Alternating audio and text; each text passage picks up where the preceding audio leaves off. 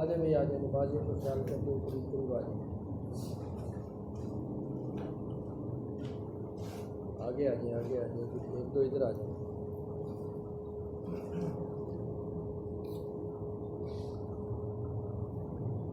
آگے ہو جائیں بالکل کے بیٹھے آگے ہونا یہ طلب کی نشانی ہے. آگے بڑھنا آگے ہونا یہ طلب دکھانا ہے اللہ پاک.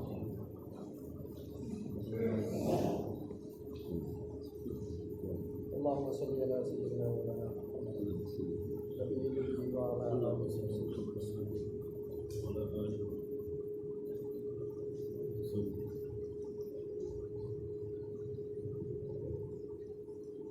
بھائی دوستو اللہ جل شانہ نے ہر انسان کو دنیا میں مختصر وقت دے کر بھیجا ہے. ہمارے پاس جتنا بھی وقت ہے وہ تھوڑا ہے, ختم ہو جانے والا ہے. اس کا کب کیسے کس جہان میں کس جگہ پہ ختم ہو جائے اور ختم ہوتے ہوئے اس کے جذبات کیا ہیں یہ ہم میں سے اس کو کسی کا بھی نہیں پتا.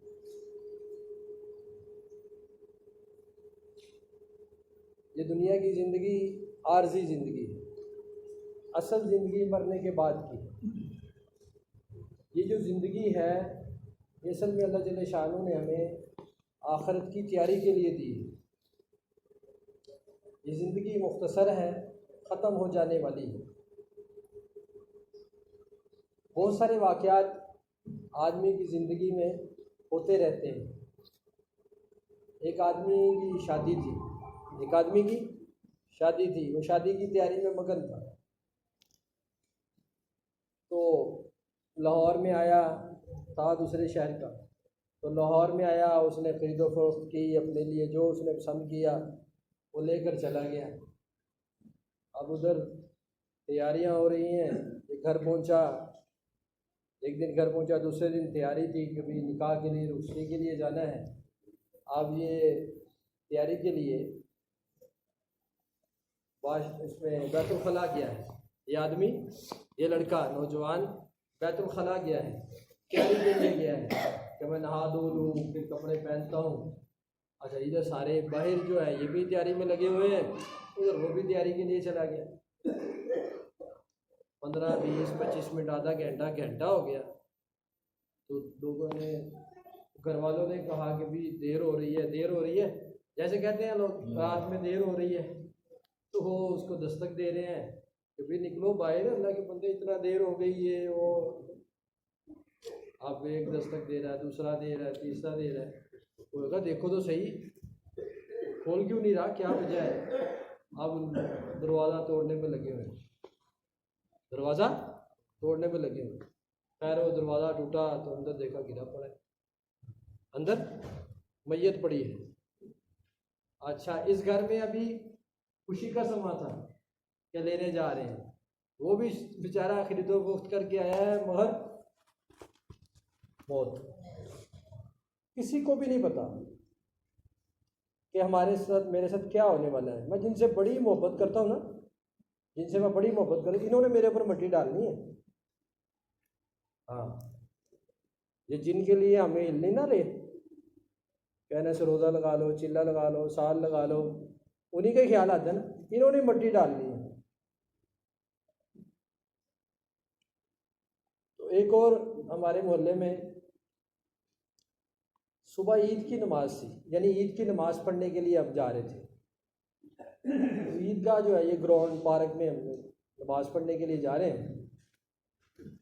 تو لوگ وہاں جا رہے ہیں تو پہنچے. ایک ہمارے گھر کے قریب ہی ہمارا ہمسایہ تھا, بڑا ماشاءاللہ نوجوان, بڑا خوبصورت. وہ بھی ایسے ہی, اور اس کے گھر والوں نے, اس کی بیوی نے اس کو کپڑے دیے. اس نے کہا کہ کپڑے تو جلدی جلدی کرو, دیر ہو رہی ہے, یہ وہ. تو جوائنٹ فیملی تھی. چاچے نے بھی کہا ابھی زبیر چلو یار جلدی کرو. تو چاچو آپ چلیں, میں آیا. آپ چلیں, میں آیا. اچھا غسل آنے میں وہ بھی چلا گیا نہانے کے لیے. کپڑے اس نے بھی ڈال دیے اندر جا کے. انہوں نے کہا کہ چلو, انہوں نے جاتے جاتے آواز لگائی کہ زبیر پھر ہم جا رہے ہیں, تم پہنچ جانا. ہم جا رہے ہیں, تم پہنچ جانا. تو جی ہم بھی چلے گئے, وہ بھی, ہم بھی ادھر سے گزرے گھر کے آگے سے. جب ہم عیدگاہ میں پہنچے تو عیدگاہ میں نماز کے دوران ہی اتنے موبائل بجے کہ جلدی جلدی میں لوگ گئے, یاد نہیں رہے. اتنے موبائل بجے کہ پریشان ہو گیا مجمع. پارک بھری ہوئی تھی, ان کے بھی بج رہے تھے, ان کا بچہ اور لوگوں ہم سائنوں کے بھی بج رہے تھے. اب اس بڑی مشکل سے اللہ اللہ کر کے سلام پھرا, سب نے موبائل نکالے. کیا تو اس پہ دیکھ, پھر فون پہ, اب اسلام پھر ہی ہے, پھر فون پہ. کیا ہو گیا؟ وہ زبیر کا انتقال ہو گیا. اسی زبیر کا انتقال ہوا جو ابھی کہہ رہا تھا چاچو آپ چلو, میں آیا. تو اس کو بھی نہیں پتا تھا کہ میں نے عید کی نماز پڑھنے جانا ہے. وہی شور شروع ہو گیا. جوان آدمی نا, بالکل نوجوان تھا, 2 اس کے بچے تھے. رونا ادھر پارک میں ہی شروع ہو گیا. ہمیں بھی بڑے تکلیف ہوئی, بڑا دکھ ہوا کہ یار نوجوان. تو بہرحال یہ ہر کسی کے ساتھ ہونا ہے. ہم یہ اچھا جنازہ جا رہے تھے نا, کہ جنازہ جا رہا تھا, تو اس نے کہا یہ کس کا ہے؟ کسی نے پوچھا نا کس کا ہے؟ اس نے کہا تیرا ہے. بڑا اس نے کہا اچھا آپ ناراض ہو رہے تو میرا ہے. اگر آپ ناراض ہو رہے تو بھائی میرا ہے. اس نے کہا یہ جانے والا تو چلا گیا, یہ پیغام دے کے جا رہا ہے کہ آپ ہی پیچھے آؤ, آپ ہی پیچھے آؤ. تو یہ دنیا کی زندگی نا بڑی مختصر زندگی ہے, یہ ختم ہو جانے والی ہے. اصل زندگی آخرت کی زندگی ہے جو کبھی ختم نہیں ہوگی. اس کی تیاری کے لیے اللہ پاک نے یہ ہمیں تھوڑا سا موقع دیا ہے. یہ جوانی یہ ہمیشہ نہیں رہتی. یہ جتنے ہم جوان بیٹھے ہم سوچ رہے ہیں کہ جوانی ہے, یہ جتنے بوڑھے بیٹھے ان سے پوچھو, یہ جوانی ہمیشہ نہیں رہتی, اس نے چلے جانا ہے. آدمی کو چیز کی قدر اس وقت معلوم ہوتی ہے جب اس کے ہاتھ سے نکل جاتی ہے. اس وقت وہ کہتا ہے کاش میں یہ بھی کر لیتا نا, کاش میں یہ بھی کر لیتا. مگر اس وقت اس کے پاس کیا ہوتا ہے؟ لفظ کاش. اور کاش کا کوئی فائدہ نہیں ہے. کاش لفظ کوئی فائدہ نہیں ہے اس کا. آج موقع ہے. اس وقت بوڑھا, اب یہ بوڑھے ہیں نا, ان سے پوچھو کہ تو یار جوانی میں عبادت کا موقع ملتا نا. اب امیر صاحب کے کتنے رہ گئے؟ 1 سال پیچھے رہ گیا نا سفر میں. اب امیر صاحب سوچ رہے ہوں گے کاش میں جب لگا تھا اس کے 2 سال بعد میں سفر کرتا رہتا, آج کتنے ہو جاتے. مگر امیر صاحب کے بعد کاش ہی ہے. اسی طرح ہم ہیں, جوان ہیں نا, ہم بھی سارے, ہمارے ہاتھ سے ایک دن وقت نکل جائے گا. پیسے آدمی کے پاس آتے ہیں, چلے جاتے ہیں, کاش یار ایسے, کچھ بھی نہیں, پچھتاوا ہی ہے.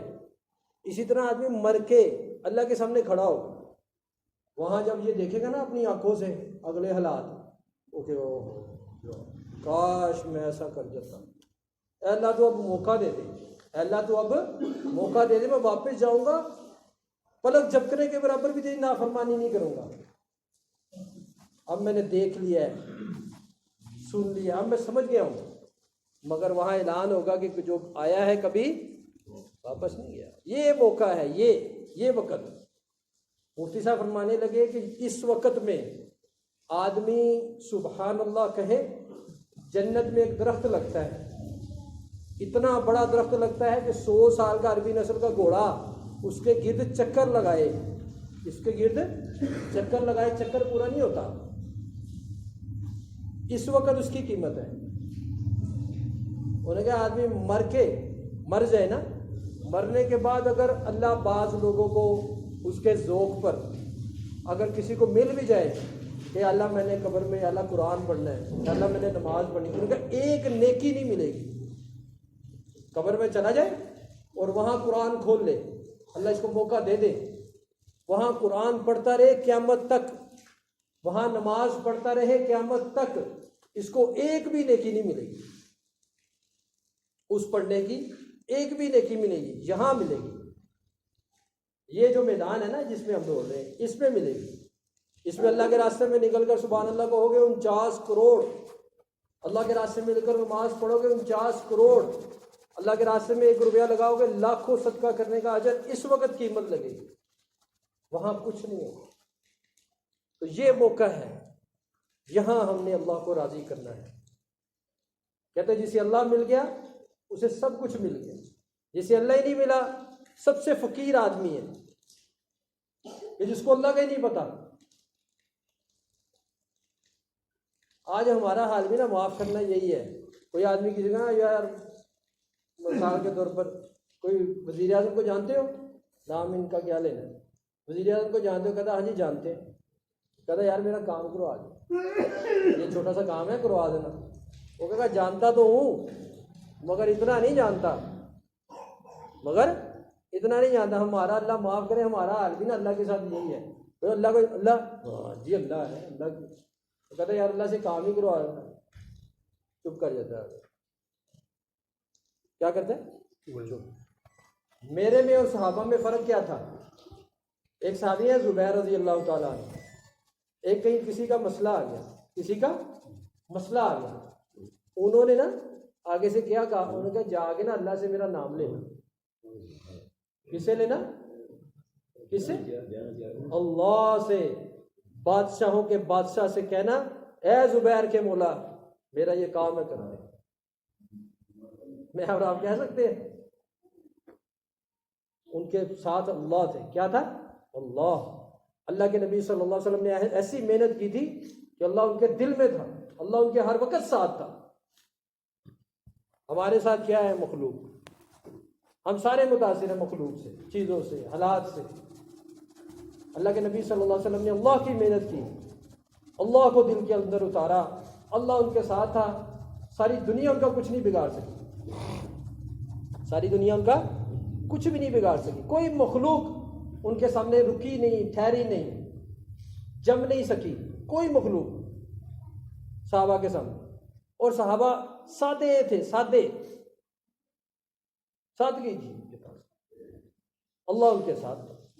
آج تبلیغ میں بھی یہی آواز لگ رہی ہے کہ اللہ کو ساتھ لے لو، جب اللہ ہمارا ہو گیا تو سب کچھ ہمارا ہو گیا۔ ان کے ساتھ اللہ تھے، اس لیے نہ ان کے دریا راستہ روک رہے ہیں، انہوں نے کہا لشکر جا رہا ہے، انہوں نے کہا ڈالو گھوڑے اس پہ۔ وہ کس پہ ڈال رہے ہیں؟ کوئی نالی نہیں ہے، نالی نہیں کہہ رہے کہ نالی میں گھوڑے ڈال دو، دریا پہ کہہ رہے ہیں، کہہ رہے گھوڑے ڈالو اس کے اوپر، پڑھو بسم اللہ۔ ہاں انہوں نے ایک بات کہی، انہوں نے کہا نظر دوڑاؤ، ہم میں کوئی کبیرہ گناہ والا تو نہیں ہے؟ پورے لشکر پہ نظر دوڑائی گئی، انہوں نے کہا کوئی نہیں ہے، انہوں نے کہا بسم اللہ پڑھو، ڈال دو گھوڑے۔ تاریخ کتابوں میں لکھا ہے کہ پانی پر انہوں نے جب اپنے گھوڑے ڈالے ہیں نا تو پانی کو اللہ نے فرش بنا دیا تھا، پانی کو فرش بنا دیا، ان کے سونب نیچے جو کھری نہیں لگتی وہ بھی اللہ نے گیلی نہیں کی۔ ان کے ساتھ کون تھا؟ اللہ۔ آج تبلیغ میں یہی چاہا جا رہا ہے کہ اس اللہ کو ساتھ لے لو۔ وہ اللہ کون ہے؟ جس نے ساری کائنات کو پیدا کیا ہے۔ وہ اللہ کون ہے؟ جو ساری کائنات کا مالک ہے، جس کا ہر چیز کے اوپر قبضہ ہے، جس کا ہر چیز کے اوپر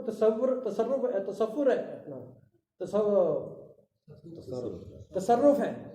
اس اللہ کو ساتھ لے لو جس کے ہاتھ میں سب کچھ ہے، جس کی بادشاہت ہے ہر مخلوق کے اوپر، جو دینا چاہتا ہے، جو نوازنا چاہتا ہے۔ وہ اللہ جو دن کو نکالنے والا ہے، وہ اللہ جو رات کو نکالنے والا ہے، وہ اللہ جو گرمی میں سے سردی، سردی میں سے گرمی کو، وہ اللہ جو آسمانوں سے بارشوں کو برسانے والا ہے، جو زمینوں سے غلوں کو اگانے والا ہے، وہ اللہ جو عزت دینے والا ہے، وہ اللہ جو ذلت دینے والا ہے، وہ اللہ جو صحت دینے والا ہے، وہ اللہ جو بیمار کرنے والا ہے، وہ اللہ جو فقیر کرنے والا ہے، وہ اللہ جو غنی کرنے والا ہے، وہ اللہ جو نفع دینے والا ہے، وہ اللہ جو نقصان دینے والا ہے، وہ اللہ جو کامیاب کرنے والا ہے، وہ اللہ جو ناکام کرنے والا ہے، وہ اللہ جو بیٹے دینے والا ہے، وہ اللہ جو بیٹیاں دینے والا ہے، وہ اللہ جو دونوں ملا کر دینے والا ہے، وہ اللہ جو واپس لینے والا ہے، وہ اللہ جو ساری زندگی کچھ نہ دینے والا ہے، کرنے والا کون ہے؟ اللہ ہے۔ اس اللہ کو ساتھ لینا ہے، اور اس کے پاس ہر چیز کے خزانے ہیں، خزانوں کا مالک ہے۔ حدیث قدسی ہے کہ ساری مخلوق ایک جگہ جمع ہو جائے، ساری مخلوق ایک جگہ جمع ہو جائے، اللہ کہتے ہیں اپنی خواہش کے مطابق مانگو۔ ایک بزرگ تھے، انہوں نے کہا میرے دل میں آئے، مثال کے طور پر بیان کر رہے تھے، میرے دل میں آئے کہ یہ سارا پاکستان میرا ہو جائے۔ انہوں نے کہا کسی کو کوئی اعتراض نہیں ہوگا۔ میں نے دل میں سوچا نا کہ یا اللہ یہ سارا پاکستان میرا کر دے۔ اللہ کہتے ہیں جو جی میں آئے وہ مانگو، جو دل میں آئے، جو خواہش اٹھے مانگو۔ اللہ کہتے ہیں میں سب کو سب کی دے دوں گا، پھر بھی میرے خزانوں میں اتنی کمی نہیں آئے گی جتنی سوئی کو سمندر میں لگائیں اور اس کے سوراخ میں کمی آتی ہے نا، اتنی بھی کمی، یہ بھی کوئی کمی ہے، اتنی کمی بھی اللہ کے خزانوں میں نہیں آئے گی۔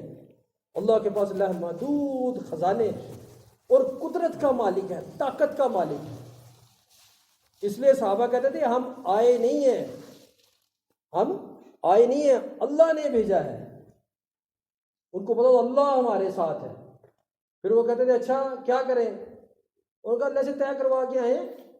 رستم کے دربار میں ربیع بن عامر رضی اللہ عنہ جب گئے نا، تو ٹوٹی سی تلوار اور اس کے کاربیٹ قالین، یہ بادشاہوں کے نخرے بھی بڑے ہوتے ہیں، تو قالین کو چیرتے ہوئے اس تک پہنچے، دربان بھی پاس کھڑے ہیں، اور خچر یا گدا جو بھی سواری تھی جا کے اس کو نا اس کے تکیے کے ساتھ باندھا۔ وہ سارے دیکھ رہے ہیں، کپڑے بھی پورے نہیں ہیں، تلوار ٹوٹی ہوئی ہے، یہ کون انسان ہے؟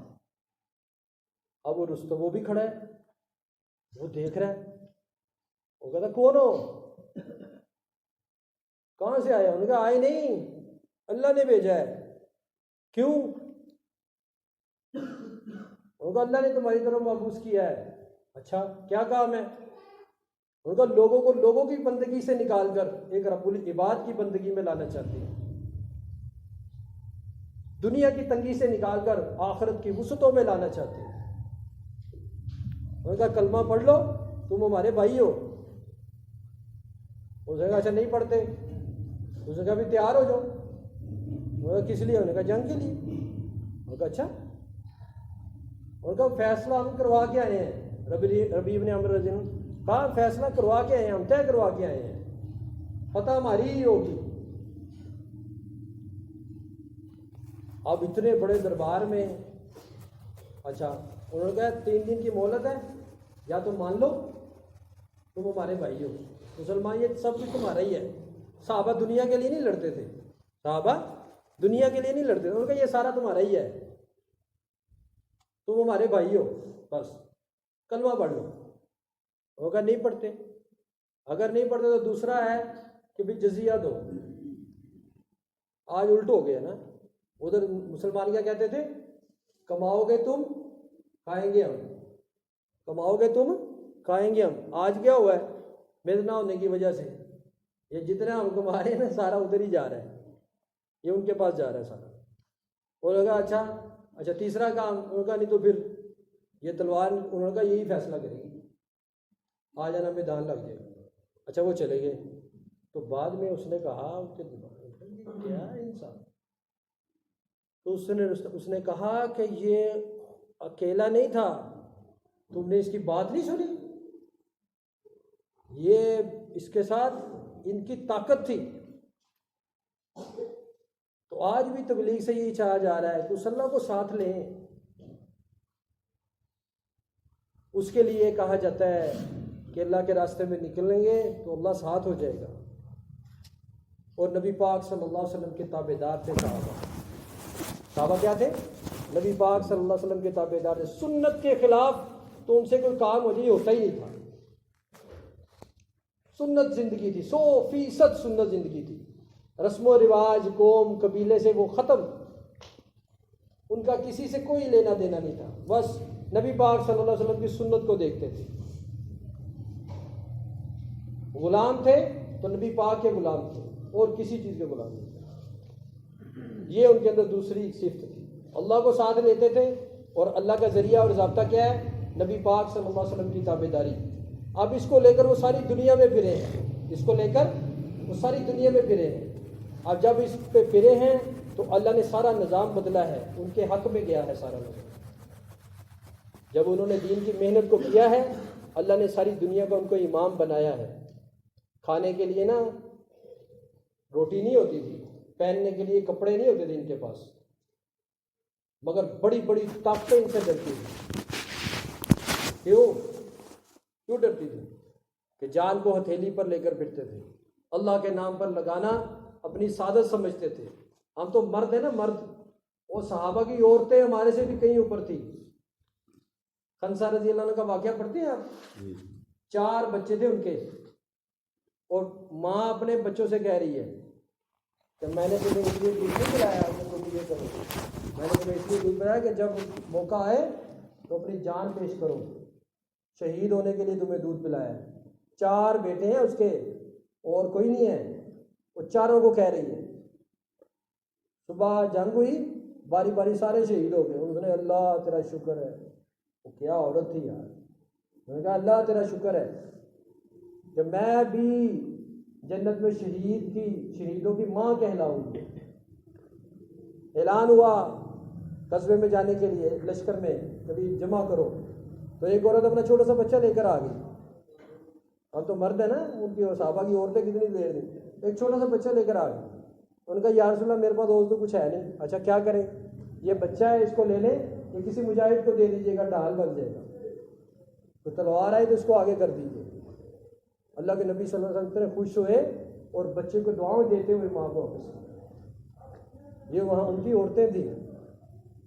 صحابہ کے زمانے میں آخری بات، صحابہ کے زمانے میں ایسی فضا بنی ہوئی تھی کہ جو آدمی گھر میں مر جاتا تھا نا تو اس کو شک ہوتا تھا کہ یہ مسلمان بھی ہے کہ نہیں. جو گھر میں مر جاتا تھا، بچیاں شرم کی وجہ سے دوسرے لوگوں کو نہیں بتاتی تھی کہ میرا باپ، میرا بھائی، میرا شوہر، میرا فلانا گھر میں مر گیا ہے. وہاں نکلنے کے ماحول تھے، نکلنے کی فضا تھی.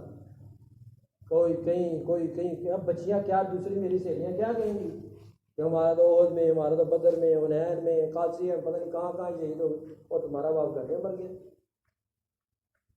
آج عیب سمجھا جاتا ہے بے زیادہ ہونے کی وجہ سے. آج کیا سمجھ ہے؟ اس لیے محنت ہو رہی ہے. اس سے یہ چاہ رہا ہے کہ وہ مزاج ہمارا بن جائے، ہمارے بچوں کا، ہمارے بڑوں کا. ابھی تو مسئلہ یہ بنا ہوا ہے کہ ہماری عورتیں کیوں رکاوٹ ہے، ہمارے بچے کیوں رکاوٹ ہے. اس کی وجہ یہ ہے کہ ماحول نہیں بنا ہوا. صحابہ کے یہاں ماحول بنا ہوا تھا اور کچھ اپنا لگانا تھا. باپ بیٹے کا مقابلہ ہوگا. باپ کہہ رہا میں نے جانا، بیٹا کہتا میں نے جانا. باپ کی باری آئی، شہید ہو گیا. اچھا اجازت مل گئی، باپ شہید ہو گیا. اسی میں اللہ کے نبی نے دوبارہ کہا گیا دوبارہ اکٹھے ہو، پھر جانا ہے مارکیٹ. اس میں بیٹا پھر آ گیا. اور بہنیں ہیں پیچھے، کیا ہیں؟ بہنیں پیچھے جوان ہیں، اور بیٹا پھر آ گیا ہے. وہ کہا یا رسول اللہ وہ باپ تو شہید ہو گیا، میں جانا چاہتا ہوں. یہ فضا بنی ہوئی تھی. آج بھی کہا جا رہا ہے کہ اتنا نکلو کہ علاقے میں، محلے میں، ملک میں ایک فضا بن جائے. یہ نکلتے رہیں گے تو بھائی دوستو عزت والی زندگی ہے. صحابہ والی عزت، صحیح حقیقی عزت ملے گی. نکلتے رہیں گے، نکالتے رہو، نکالتے رہو. نہیں تو بھائی دوستو جتنا جمو گے نا، جتنا بیٹھو گے، معاف کرنا اتنی ذلت ہوگی. اتنی جتنا خروج ہوگا اتنا اللہ کو ترس آئے گا، اللہ کو پیار آئے گا، اللہ کی طرف سے رحمتیں برکتیں اتریں گی، اللہ لوگوں کو ہدایت دے گا. یقین کرو ملکوں کے ملک پیسے بیٹھے ہیں، ذرا سی ہلکی سی بات کرو لوگ مسلمان ہو جاتے ہیں. ایک جگہ ہم گئے، آخری بات کارگزاری سے، ایک جگہ ہم کسی ملک میں گئے، ہمارے ساتھ مستورات بھی تھی. تو ایک گھر میں یعنی اترے، بڑا گھر تھا، مالدار آدمی تھا، اس کے گھر میں ہماری جماعت جانی تھی. ہم اس گھر میں اترے، ہماری مستورات اندر اتری. ہم مسجد میں چلے گئے. تو ہماری مستورات نے بتایا کہ ہم اترے تو گھر کی جو مالکن تھی نا وہ استقبال کے لیے کھڑی ہوئی. اترتے ہی بالکل ایسے گاڑی سے اترے تو اس کے پیچھے اس کی نوکرانی تھی, اس کے پیچھے اس کے گھر میں کام کرنے والی تھی. اب وہ عیسائی تھی اور یہ مالکن جو ہے نا یہ مسلمان تھی. اس کے گھر میں ہم ٹھہرے تھے, مسلمان کا گھر تھا. اس مالکن نے نا بڑا زور لگاتی تھی کہ یہ ہمارے گھر میں بڑی پرانی ہے تو یہ مسلمان ہو جائے, یہ مسلمان ہو جائے, مگر وہ نہیں ہوتی, وہ متاثر نہیں ہوتی تھی. ہماری جماعت مستورات کی پہنچی, اچھا اس سے ملی, پھر یہ ان سے بھی ملی, وہی جو مستورات عیسائی تھی نا اس سے بھی ملی. تھوڑی دیر میں انہوں نے سامان سمون رکھا, اپنی تعلیم شروع کر دی. تھوڑی دیر میں وہ عورت, عیسائی عورت اندر آ گئی. اس نے کہا جی کہ میں نا اپنی مالکن سے, وہ بھی بیٹھی ہوئی تھی, انہوں نے کہا جی میں نا مسلمان ہونا چاہتی ہوں. اتنے میں وہ مالکن پریشان ہوئی, اس کو کیا ہوا ہے, اس کو کیا ہوا کہ یہ ابھی تو یہ جماعت آئی ہے تو ابھی. اچھا اس نے پوچھا کہ ٹھیک ہے تو میں تو کسی کیسے کہہ رہی ہوں آپ مسلمان ہونا چاہتے ہو. ہماری مستورات پنجاب کی تھیں, کھلے مزاج کی تھیں, ذرا ہنسمکھ تھیں, ایسے لے لیتی تھی کھلے. تو وہ بڑی ہماری مستورات اٹھی, انہوں نے ماشاء اللہ جی ماشاء اللہ. یہ اس نے خیر کلمہ پڑھ لیا, مسلمان ہو. اس سے پوچھا ہماری مستورات نے کہ کیا ہوا تجھے, یہ آنن فانن تجھے کیا ہوا. اس نے کہا کہ آپ جب گاڑی سے اتری ہیں نا تو آپ ان کی مہمان تھی, یہ جو مالکن ہماری تھی نا, آپ ان کے گھر میں آئی تھی, آپ ان کی مہمان تھی. مگر میں نے ایک چیز نوٹ کی کہ جس محبت سے آپ نے اس سے ملی ہے نا اسی محبت سے آپ مجھ سے بھی ملی ہیں. جس پیار سے آپ نے اس کو گلے سے لگایا نا اسی پیار سے, اسی ولولے سے آپ نے مجھے بھی گلے لگایا. اس نے مجھے مجبور کر دیا مجھے پڑھاؤ. یہ تھا. ایک گھر میں ہماری جماعت تھی تو اس کی ایک ان کی نا سہیلی تھی, وہ کرسچن تھی. تو گھر میں ہم مستورات ہماری گھر میں ٹھہری ہوئی تھی. تو وہ ایک سہیلی نا اس کو ملنے کے لیے اس گھر میں آ گئی جہاں ہماری مستورات. اچھا وہ آئی مسلمان, وہ آئی کرسچن. تھوڑی دیر کے بعد بات ہوئی, بیٹھی, ہماری مستورات نے تعلیم دی, اپنے اعلان وہ جو تعلیم چل رہی تھی, تعلیم کے بعد کہنے لگی مجھے کلمہ پڑھاؤ. ہماری مستورات نے ایکٹیو بڑی تھیں, انہوں نے فٹافٹ کپڑے نکالے, کسی مستورات نے سوٹ نکالا اس کو دیا, وہ کپڑے پہنو نہاؤ اور تم ہماری بہن ہو, تم تو ویسے ہی ہماری بہن ہو, تو کلمہ پڑھ لو گی تو اور محبت ہو جائے گی. لو اتنے میں وہ مسلمان آئی کافر تھی, اور جب اپنے گھر کو لوٹی تو مسلمان ہو. یہ عام ہے, یہ مردوں کی بھی بڑی گال ہے. تو اس لیے بڑی دنیا پیاسی ہے. صحابہ نا بڑے سمجھدار تھے, انہوں نے ہمیں بولا کہ ہم نے درہم, دینار, ریال, ڈالر, اس پہ ہماری نظر ہے یہ جمع ہو جائے. اور صحابہ جب اپنی قبروں سے اٹھیں گے نا ملکوں سے تو ان کے کھاتوں میں کیا آئے گا کہ فلاں ملک ایک ایک صحابی کے کھاتے میں آئے گا, فلاں شہر ایک ایک صحابی کے کھاتے میں آئے گا کہ اس کی وجہ سے یہ مسلمان ہو گیا, اس کی وجہ سے یہ مسلمان ہو گیا, اس کی وجہ سے اتنا ہو گیا. تو ہمارے اس سے کیا آئے گا. صحابہ بڑے سمجھدار تھے, اس لیے بھائی دوستو سمجھداری والا مظاہرہ کریں, اللہ کے راستے میں نکلیں. 4 مہینے نہیں لگے, 4 مہینے لگاؤ, زندگی میں ایک دفعہ ہی لگانے ہیں. ساری زندگی تبلیغ والے پیچھے پڑے رہیں گے, ساری زندگی 4 مہینے لگاؤ, 4 مہینے لگاؤ, روز ملیں گے 4 مہینے لگاؤ, کسی اس میں خوشی میں ملیں گے 4 مہینے لگاؤ, غمی میں ملیں گے 4 مہینے لگاؤ. اور یار اس کو نکالو, اس کٹے کو لگا ہی لو, جہاں ملیں گے 4 مہینے لگاؤ, 4 مہینے لگاؤ.